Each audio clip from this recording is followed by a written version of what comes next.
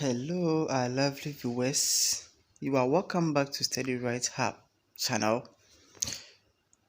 Please, if this is your first time of watching our videos, kindly subscribe to our channel and don't forget to click on the notification bell so that whenever we upload a video, you will be notified so that you don't miss any of our videos whenever we upload them. Please, also, if you know someone who will benefit from this video, don't forget to share with them and let us know your views in the comment section. Let us jump straight forward to what we want to talk about in today's video. We want to talk about one of the major topics to be considered in project management, and that is work breakdown structure, WBS, work breakdown structure. So at the end of this video, we should be able to explain what a work breakdown structure is all about, and also we will consider a typical example or sample of a work breakdown structure, and lastly we will consider some of the benefits of developing a work breakdown structure. So without wasting much time, let us delve into it and see what a work breakdown structure is all about. So the work breakdown structure, before we can define what it is, we need to know how it is like, or the component, how it should look like, its structure and its framework. The work breakdown structure is in the form of a hierarchy. Yes, and that hierarchy, it breaks down work into different phases or different deliverables, work packages, and that is how a work breakdown structure is all about. And it can be likened to a tree. Trees have branches, and each branch has a contribution towards the formation and the growth of the tree. That is how work breakdown structure is all about. So work breakdown structure is having a form of a hierarchy with subdivided efforts that is being required in order to achieve the overall goal of the project. So when we talk about work breakdown structure, we are talking about breaking down of work efforts or work activities into manageable sizes. Yes, that is basically what we should have in mind. Some of the components whenever we are defining a work breakdown structure, it has to do with subdivision or division of work, complex work or complicated task into smaller activities until to the point that you reach a level that you can no longer subdivide the task. So work breakdown structure is a process of subdividing a complicated or complex activities into smaller ones to the point that you can no longer subdivide those activities. So the work breakdown structure, whenever it comes in mind, before a work breakdown structure can be developed, it has to define the scope of the project. And when we talk about the scope of a project, we are talking about everything we need to know about the project. That's everything we need to know about the project. So from the beginning to the end of the project, what entails it? What is the component? What is the element in the project? Those components, those scope needs to be brought out so that at the end you can divide those tasks into smaller ones to achieve the overall goal. So after the project scope has been defined, then it breaks it down. To the point that it can easily be scheduled, easily be estimated, and easily be controlled and monitored. Yeah, that is how a work breakdown structure, how we can define it. But one thing we need to take note is that the objective of the work breakdown structure is always at the peak, at the top of the work breakdown structure. So whatever that the project seeks to achieve is the objective of the project, and that is how it should be subdivided to the point that it can no longer be divided again. So to understand this very well, the work breakdown structure very well, most of us use a laptop or a computer.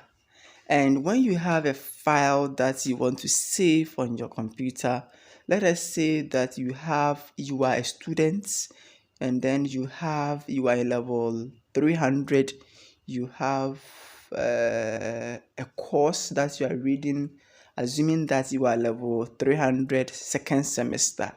You are reading a course in let's say project management in level 300 second semester. You have a file, a document, a PDF document that you want to save so that you can easily retrieve it. What will you do? You will not just put the file on your desktop screen or the documents. You may struggle to identify it, or you may even struggle when you are telling someone to open it for you when you are not around. So what you will do is that you create a file, a folder, you create a folder. You name it maybe level 300.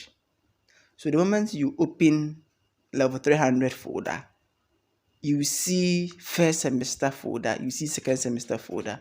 So you open the second semester folder, and then when you open the second semester folder, you can even see subfolders.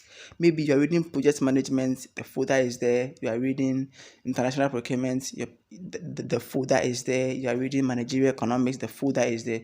So you go straight to the point, the course that you are reading, or where the PDF is coming from. It's coming from project management. So you click on the project management folder, and then when you open the project management folder, you might even see subfolders. That is, if you have slides, where you put your slides, and if you have ebooks or books, where you keep the books. So if this PDF, you want to keep it to a point that you can no longer subdivide it, that means you click on the folder named PDF or ebooks, and then you put it there under project management. So you easily retrieve it. You will easily retrieve it whenever you need it. So you see how work breakdown structure is. It is easy when it comes to drawing out a work breakdown structure. So the moment you move on to divide a task and divide the task, you get to a point that you can no longer subdivide it. Like the computer memory we talked about, the moment you get to the point that you reach ebooks under project management, you can no longer divide it, the ebooks again. So you keep the document there. So the moment you need this, oh, I'm reading project management, let me go and look for this book, you go straight to where you kept it without any struggle. Yes, that is how a work breakdown structure is all about. So we see how it really helps whenever you have a work breakdown structure. So let us consider a typical sample of how a work breakdown structure is all about. You can see this architect or this man with the work breakdown structure by him, and we see that the objective of this work breakdown structure is to construct a house. And this house has been, before it can be built, it has been broken into three major components, that is foundation, interior, and then exterior. So looking at the foundation, we have three sub activities that are required: excavation, construction of footers, and pouring of concrete to put up the structure. So we see that with this, you can easily see that, okay, after excavation, you go to footers construction, or you construct the footers. Then after footers, you can start with the mason work, putting up the building itself. So you see, it makes it so easy to track the process, or the progress of whatever that you are going through. And talking about the interior too, you need to talk about the framework, and then you need to talk about the electrical works, the plumbing works, the finishing walls, and other activity that will go into the interior. Yes, that is also very important. And then the exterior work to come in. So by the time you realize, when you are being asked, how long will it take you to construct a house? Without having this work breakdown structure, how long will you take you to construct a house? You might just be using your intuitive method to just give an estimate. Maybe 2 months I'll finish. Probably looking at the work breakdown structure, it can be that you can spend like 3 months to finish it. So that will give you a more accurate estimate than using an intuitive method to give an estimate, whether it is cost or schedule or even uh, tracking the progress of the work activity.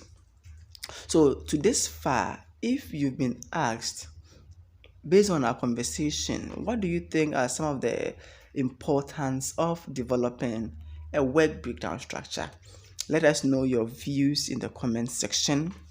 As we progress to talk about just a few of them, let us know more about what you think some of the importance of having a work breakdown structure.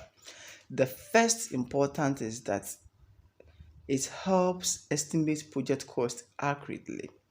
You see, whenever you are able to break down work into manageable sizes, smaller sizes, you are able to attach cost component to each activity.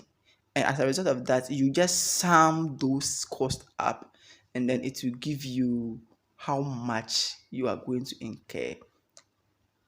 And also, when it comes to work monitoring, you are able to measure and see how things are going, whether there are deviations or there are no deviations. So it helps to manage, to monitor, and then you control the work activities. You are able to measure it against the set standard to see your progress, whether the cost so far you are incurring more cost or you are incurring lesser cost in terms of schedule. Are you behind schedule or you are above schedule? So it tells you what you should do, the strategies that you should put in place to ensure that you be on track based on your set objectives and then the standard that you've set for yourself. And also, when it comes to project duration, you are able to estimate it more accurately than using an intuitive method to estimate the project's time. So, this is where we want to end our conversation, and we want to say a big thank you for your time and watching our videos.